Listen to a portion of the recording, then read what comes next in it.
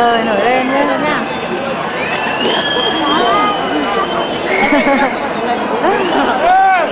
Hết chưa? Đấy, chưa hết đâu.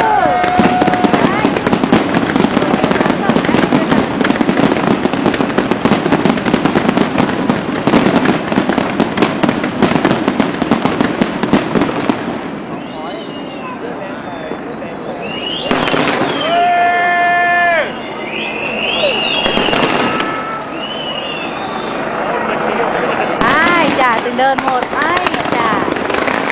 Ồ, đẹp đấy chứ, phải không? Đẹp đấy chứ.